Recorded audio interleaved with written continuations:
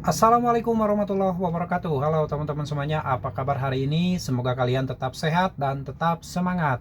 Video kali ini akan membahas tentang hal-hal apa saja yang harus dihilangkan oleh nasabah ketika gagal bayar di aplikasi pinjaman online.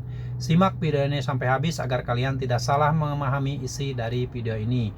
Baik, sebelumnya saya ucapkan terima kasih buat teman-teman semua yang sudah support channel ini, sudah selalu mendukung channel ini dan selalu menantikan setiap video yang saya upload setiap harinya. Semoga kalian diberi kesehatan dan keberkahan serta dimudahkan rezekinya oleh Allah Subhanahu wa taala. Amin ya Allah ya rabbal alamin. Baik teman-teman, nasabah gagal bayar yang mungkin baru pertama kali telat bayar atau sudah mulai gagal bayar karena ketidakmampuan untuk bayar, bukan faktor kesengajaan tidak membayar. Ini karena sudah mentok, uang sudah tidak ada, sudah gali lubang tutup lubang, segala sesuatu barang yang kita punya atau nasabah punya sudah dijual, sehingga terpaksa harus gagal bayar. Nah, bagi yang pertama kali mengalami yang namanya gagal bayar, pasti bingung bagaimana caranya, bagaimana menyikapinya, bagaimana harus bersikap. Nah, kalau misalkan kalian sudah memasuki telat bayar, pasti sudah mulai ditelepon, sudah mulai dikirim chat WA yang isinya adalah menanyakan dan memberitahukan masalah tagihan yang belum dibayarkan. Atau mungkin bahkan ada yang sudah langsung meneror. Baru jatuh tempo sudah meneror dengan kata-kata yang kurang pantas. Ada pasti seperti itu. Nah, buat nasabah gagal bayar yang baru pertama kali mengalami pasti kaget. Mentalnya pasti betul-betul ngedrop karena masih bingung bagaimana cara mengatasinya.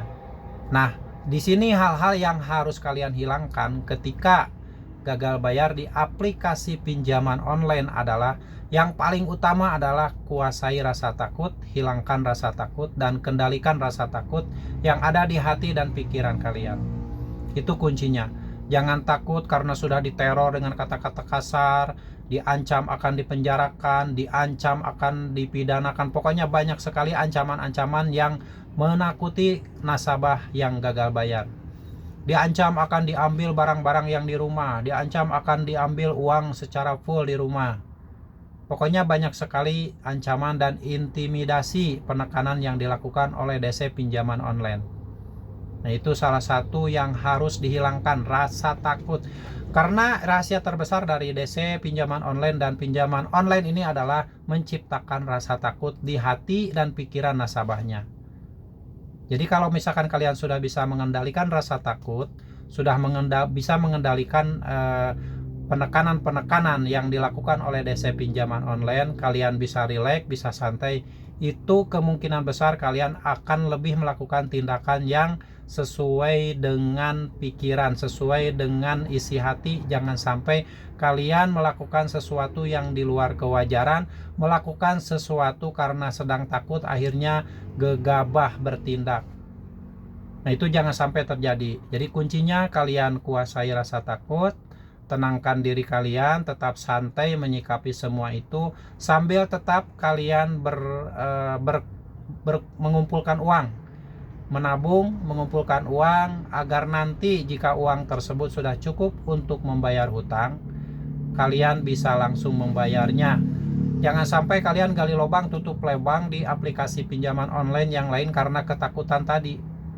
Kalau misalkan kalian gali lubang tutup lubang, maka itulah awal kehancuran dari hidup kalian. Oke ya, jadi kuasai rasa takut, tenangkan, santai saja, apapun yang terjadi hadapi saja.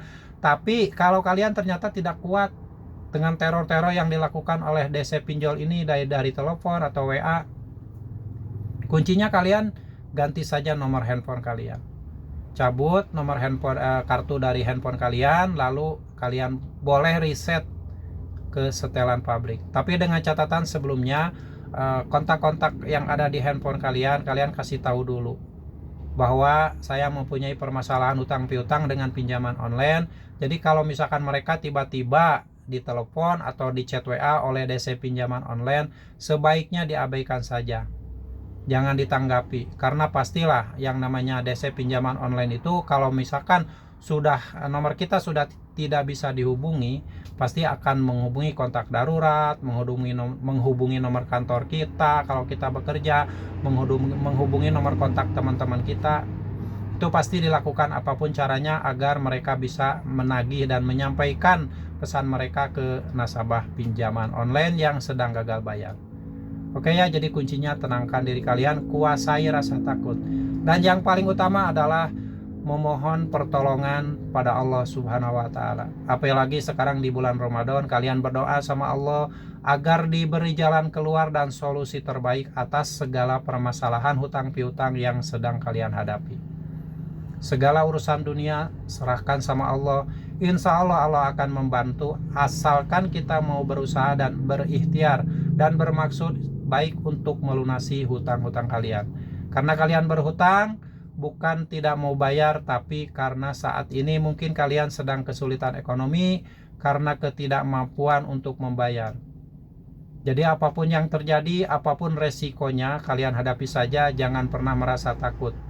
Jangan pernah merasa takut dicecar dengan teror WA, dengan telepon, didatangi kolektor lapangan ke rumah. Jangan pernah takut, hadapi saja apapun yang terjadi.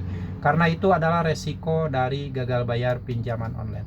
Semoga tips ini menjadi inspirasi dan motivasi buat teman-teman semuanya yang saat ini memang baru pertama kali mengalami yang namanya gagal bayar di aplikasi pinjaman online, agar kalian tidak terlalu takut menyikapi dan menghadapi semua yang akan terjadi. Sampai jumpa lagi di video saya selanjutnya. Wassalamualaikum warahmatullahi wabarakatuh.